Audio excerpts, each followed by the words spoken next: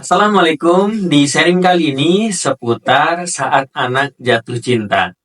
Nah, jatuh cinta itu adalah sebuah perasaan yang fitrah manusia, bahwa Allah memberikan fitrahnya seorang laki-laki tertarik kepada perempuan.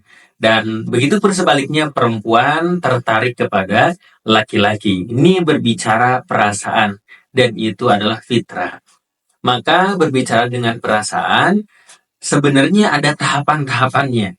Kalau tahapan pada umumnya, ketika anak sudah mulai usia 3 tahun sampai 7 tahun, itu dia sudah ada perasaan. Cuman perasaannya adalah kagum, perasaannya nyaman, perasaannya mungkin dia senang yang lucu, maka dia timbul dalam hatinya, oh ini saya nyaman dengan orang ini, saya kagum dengan orang ini, bahkan mungkin dia terhibur.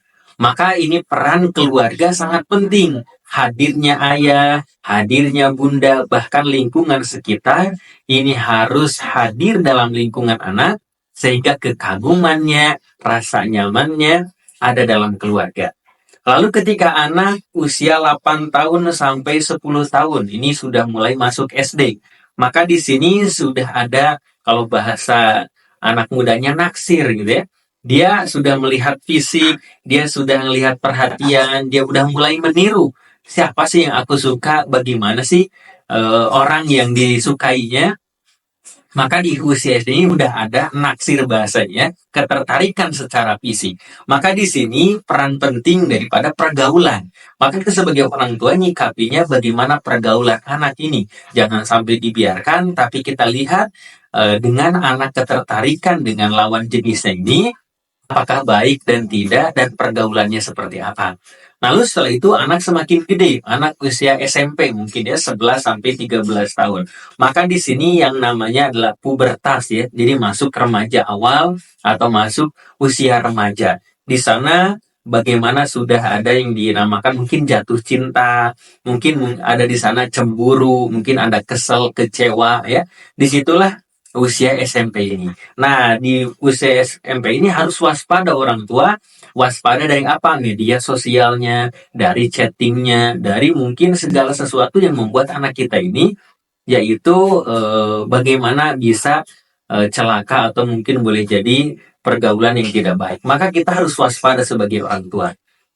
Dan ketika anak sudah semakin gede, udah mungkin SMA, udah mungkin sampai seterusnya ini masuk, bagaimana mungkin remaja tingkat menengah atau tingkat akhir, inilah yang dinamakan mungkin dia ketertarikan itu, sehingga ada yang mengekspresikannya dengan pacaran atau lain sebagainya. Maka di sini kita harus membekali anak kita dengan iman, dengan logika pikiran yang masuk akal, dengan bagaimana pergaulan yang syar'i. Karena ketika anak kita jatuh cinta, mungkin boleh jadi logikanya hilang. Jadi yang diandalkan adalah perasaannya.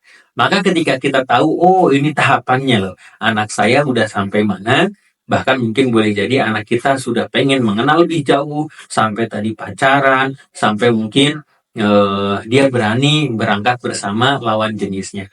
Maka di sini pentingnya peran orang tua dalam berdiskusi, dalam membimbing, bahkan mungkin mengarahkannya. Karena kita sebagai orang tua, apalagi kita sebagai seorang muslim yang diajarkan bagaimana untuk menjaga anaknya dan terhindar dari perbuatan keji dan mungkar, dan menjauhi dari perbuatan pergaulan-pergaulan yang mencelakakan, dan menjauhi zina supaya tidak pacaran. Maka orang tua yang pertama harus memiliki peran. Peran tadi bagaimana mengarahkan, berdiskusi, bahkan membimbing anaknya mengetahui daripada edukasi tentang bagaimana ketertarikan lawan jenis ini. Mana yang boleh dan mana yang tidak. Lalu yang kedua, kalau ternyata anak kita menyampaikan bahwa itu adalah yang disukainya, atau mungkin ada justru yang dia datang kepada kita bahwa menyukai anak kita, maka kita harus tahu bahwa anak itu adalah anak baik-baik, bahwa anak itu tidak macam-macam, bahkan kalau bisa kita kasih batasan, suka mungkin boleh, tapi jangan sampai menyatakan cinta, jangan sampai pacaran, tapi nanti ada saatnya ketika anak kita mungkin dibolehkan, ketika nanti udah dewasa dia menjalani ta'aruf atau nanti menikah, itu syariatnya, karena itu menahannya dengan berpuasa, menahannya dengan ketakwaan, dan tidak mendekati zina. Dan berikutnya adalah bagaimana kalau kita ngelihat kan masih ini anak SD loh, anak SMP, bahkan mungkin SMA. Maka kita sebenarnya pengen mengutamakan pendidikan anak, pengen mengutamakan akhlak anak, pengen mengutamakan prestasi dan masa depannya. Karena kita lihat juga anak SD, SMP, SMA yang pacaran, dia nggak mau belajar, dia nggak bisa baca Quran, dia nggak mau sholat, malah disibukkan dengan perbuatan yang membuat dirinya rugi, bahkan dosa, dan kehilangan masa depannya yang cerah karena disibukkan dengan hal-hal mungkin yang tidak bermanfaat. Dan kita pun harus memberikan pelajaran dan pengalaman bagaimana yang seharusnya sehingga anak kita terbimbing, anak kita terarahkan menjadi lebih baik. Maka kita ajarkan bagaimana tarbiyahnya. Dalam Islam sebenarnya tidak boleh berpacaran, dalam Islam tidak boleh mendekati zina, dalam Islam hukumnya itu adalah dosa, bahkan ketika berkholwat berdua-duaan, misalkan di telepon atau diajak jalan, diajak kunjungan, maka kita katakan tidak boleh karena itu tidak ada mahramnya, tidak ada keluarganya yang membuat mungkin suatu hal yang tidak diinginkan oleh kita. Maka pada kesimpulannya, ketika anak mungkin boleh jadi mulai ketertarikan, itu adalah sifat fitrahnya. Mungkin di batas wajar, tapi kita harus membimbing, harus membekali dengan menjaga daripada harga dirinya, menjaga kemuliaannya, dan yang paling penting adalah ketakwaan kepada Allah Subhanahu wa Ta'ala. Jadi bekal takwa ini yang membentengi ketika dia mungkin nggak mau bagaimana berkholwat, nggak mau mungkin teleponan, nggak mau bagaimana berduaan. Karena apa? Karena imannya membentengi, sehingga dia menjaga diri, sehingga dia dijaga oleh Allah Subhanahu wa Ta'ala, dan nanti pun ada masanya dan mendapatkan pasangan atau jodoh nanti yang soleh dan soleha, tergantung bagaimana kita menjalaninya. Mudah-mudahan anak-anak kita, generasi kita dijaga oleh Allah Subhanahu wa Ta'ala, mudah-mudahan diselamatkan dan menjadi anak keturunan yang soleh soleha. Amin ya Allah ya Rabbal Alamin.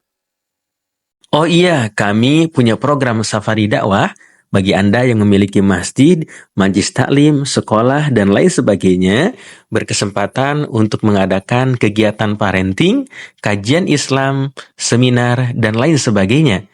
Dan juga kami memiliki produk buku-buku terbaik seputar parenting Islami dan juga kelas online tiap bulannya. Ayo Bunda segera dapatkan, hubungi admin.